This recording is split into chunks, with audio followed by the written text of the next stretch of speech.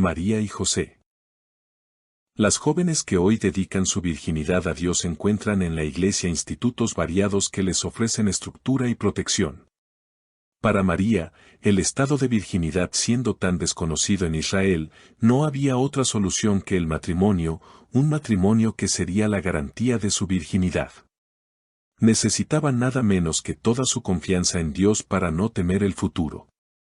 El padre que, entre todas las mujeres, la había elegido para madre de su hijo, le había elegido, entre todos los hombres, un esposo que su gracia había formado durante mucho tiempo.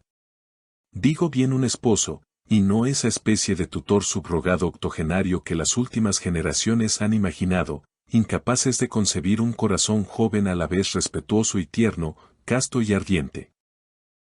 Los sacerdotes de hoy que han confesado a numerosos jóvenes no experimentan la misma dificultad, saben bien que continencia y virilidad no son incompatibles. ¿Cuándo conoció José a María? Lo ignoramos. Siendo ambos descendientes de David y quizás ambos originarios de Nazaret, no es improbable que se conocieran desde hacía varios años. Nuestra ignorancia de este encuentro es una invitación a recordar el matrimonio de los justos de la antigua ley, un Isaac de quien se nos dice, acogió a Rebeca que se convirtió en su mujer y la amó, y se consoló de la muerte de su madre, un Jacob que tuvo que servir a su suegro 7 años para adquirir a Raquel, pero estos 7 años fueron como unos pocos días porque la amaba. Y Tobías y Sara. Al menos podemos imaginar la ceremonia del matrimonio gracias a la parábola evangélica. José, al caer la noche, con sus compañeros llevando antorchas, se dirige a la casa de su prometida. María, adornada, espera, rodeada de jóvenes con las lámparas encendidas. La llegada de José es saludada con aclamaciones que contrastan con la alegría discreta y grave de María. El cortejo atraviesa el pueblo en fiesta al son de flautas y panderetas, conduciendo a María a casa de su esposo. Un gran silencio envuelve esta unión. Y sin embargo podemos decir sin paradoja que nos es mejor conocida que tantas otras, pues tenemos una certeza, se amaban. Se amaban con un amor al que los nuestros no se acercan. Pero para adivinarlo, solo hay que prolongar el impulso de nuestros corazones. El asombro del primer hombre ante la primera mujer, ¿cómo no lo habría experimentado José? Todo lo que en él estaba hecho para la admiración, la ternura, el homenaje se despertó y se dirigió hacia María.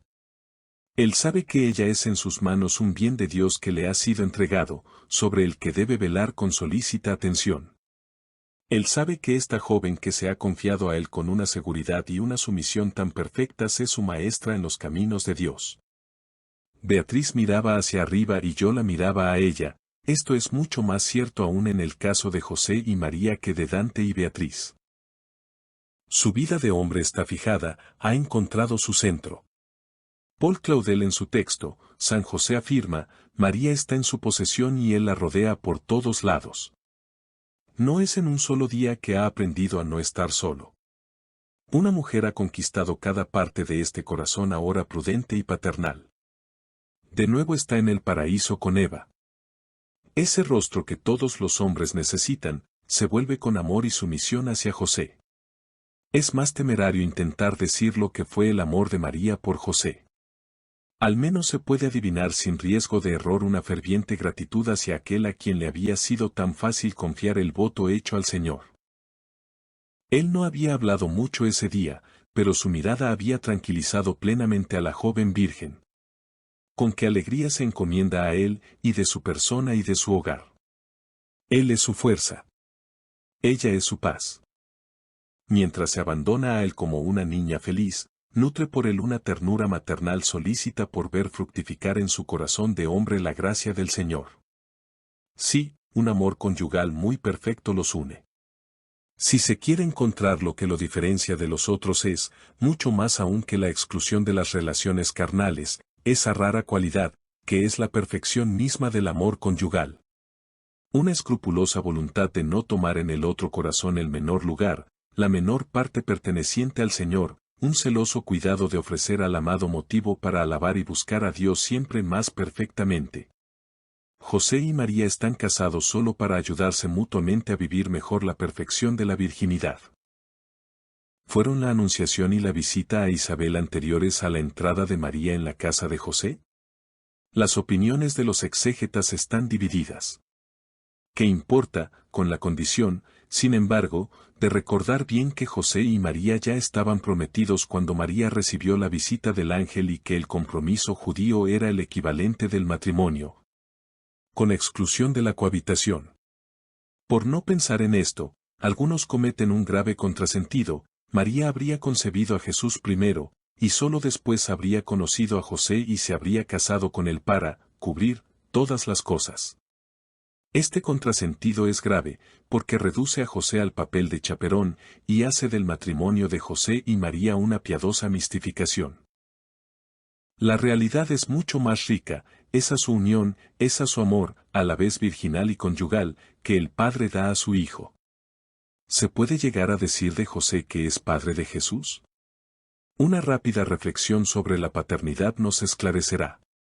La paternidad humana, precisamente porque es humana, no es solo cuestión de cuerpo, sino también y ante todo cuestión de voluntad. Así, el hombre que adopta un niño tiene verdaderamente derecho al título de padre, es algo mucho más que una pura ficción jurídica. Ahora bien, José es mucho más, con respecto a Jesús, que un padre adoptivo. Jesús es confiado al matrimonio de José y María, es de alguna manera el fruto de su don virginal a Dios. María, ese campo en el que se esconde un tesoro, pertenece a José, tantas razones que fundamentan la paternidad de José y le dan su carácter único. María misma proclamará esta paternidad, el día que encuentre a su hijo en el templo: tu padre y yo te buscábamos angustiados. Jesús es el centro, el nudo de su amor. Solo nos amamos bien en un tercero, escribía Kierkegaard. Esto nunca será tan cierto como en el hogar de Nazaret. Se han dado el uno al otro solo para darse mejor juntos. Pero desconfiemos una vez más de las imágenes endulzadas. Viven a la vez en la intensidad del amor y en la oscuridad de la fe. No ven al Hijo de Dios, creen en Él, con una fe a menudo puesta a dura prueba. Piensen en el nacimiento en un establo, en el exilio, en la pérdida de su hijo durante 3 días. Ayudarse a creer era una de las formas de su amor. Todo lo que en María está hecho para la maternidad se desarrolla junto a su hijo.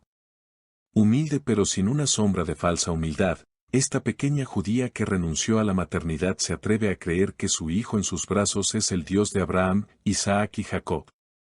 Se atreve a llamar al Dios Todopoderoso, mi hijo, y llegará un día en que, aquel por quien todas las cosas fueron hechas y sin quien nada de lo que ha sido hecho fue hecho, la llamará, mi madre.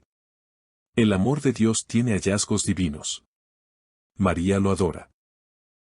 Aquellos que los ven juntos en la pobre casa de Nazaret quedan impresionados por el parecido del joven con su madre. ¿No era de ella, y solo de ella, que había recibido su humanidad? Y no es solo su rostro, sino su vida interior la que está emparentada con la de María. Su inteligencia, su corazón se despertaron al contacto de su madre. La voz que ha escuchado y la ternura que lo ha nutrido, la belleza que ha alegrado sus ojos y hecho vibrar su corazón, todo esto que sienta las bases de una vida psicológica se lo debe a ella. No olvido por ello la influencia de José. Siempre me he preguntado si el tono como enternecido de Jesús cuando hablaba de los padres de la tierra. Un hombre tenía 2 hijos. Si ustedes, siendo malos, dan buenas cosas a sus hijos, no se explicaba por el recuerdo de ese padre silencioso y vigilante que rodeó sus primeros años. Un día, José murió. Como si hubiera querido apartarse discretamente para dejar a María sola con Jesús, como si conviniera que la señal cediera su lugar a la realidad. Los profetas, en efecto, no han cesado de repetir que el don y la fidelidad de la esposa representan la actitud que el pueblo judío debe tener hacia su Dios.